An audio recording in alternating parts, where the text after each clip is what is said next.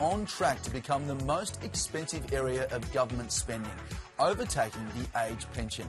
Joining us to discuss today's headlines is ALP National President Wayne Swan and Independent MP Sophie Scomps. Good morning to both of you. Good morning. Wayne, let's start with yourself. They've warned that this will happen within the next 3 years. The scheme's only a decade old, Wayne. What's doing it? That's right. It was a deeply irresponsible decision in the Senate to knock back the government's plans to rein in spending on this very important scheme. There's a huge unmet need out there, but it's been running out of control. It ran out of control over the last 5 or 6 years, and it needs to be brought under control. So I don't see how the Greens and the Liberals could simply vote down important measures to get spending under control. Yeah, Bill Shorten called it a circle jerk around. There you go. Sophie, even if Labor were to drastically rein in spending, it's still going to overtake the pension within the next decade. Will this NDIS overhaul legislation help at least? Look, I think it will. We have to recognise that the NDIS has been absolutely transformative in so many people's lives, but it is unsustainable in its current form. I think most people recognise that.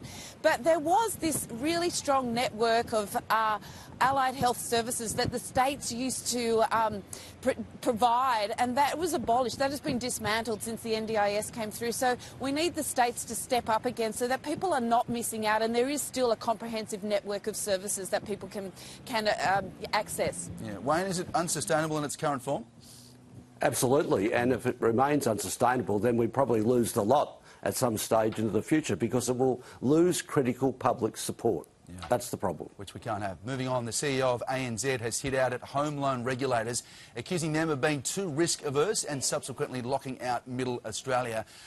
Wayne, my brother is in his early 30s, can't afford a home in Sydney and won't for a while, I don't think. Is the Australian dream over? Well, I think the problem in the housing market's not the regulators, it's the supply of housing, and we need a whole range of measures to increase supply to bring down prices. Blaming the regulators is just dopey. Yeah. Sophie? Look, I hear it. An average price of a house here is $2.35 million, and it's locking people out of the housing market. So many young families are having to move away.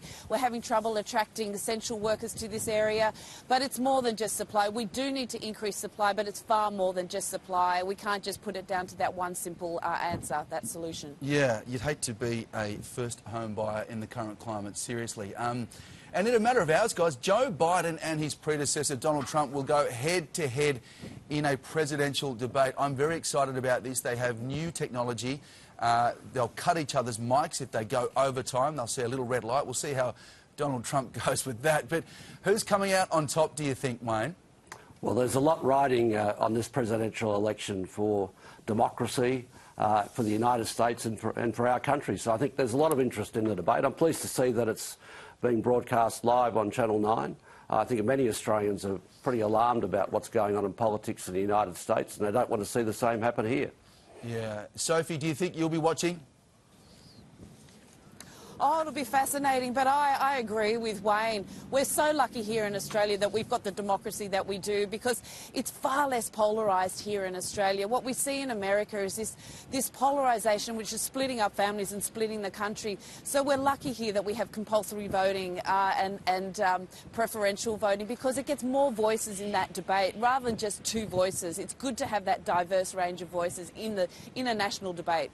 And Wayne, what happens in America eventually filters to here. This is so important, this debate, isn't it, for us here in Australia?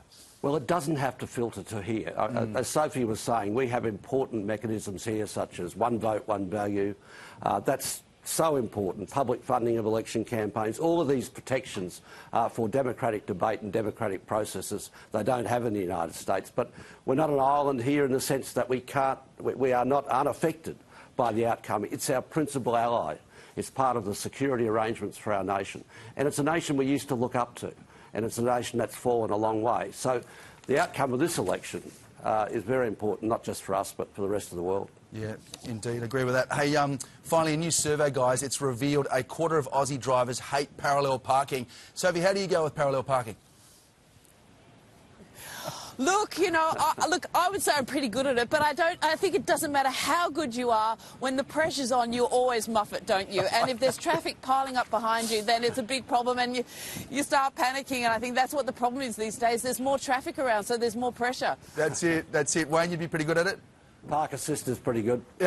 Park assist is pretty good. I get so nervous when I'm behind people doing the parallel parking. I'm just willing them to get it right. Anyway, hey guys, thanks so much.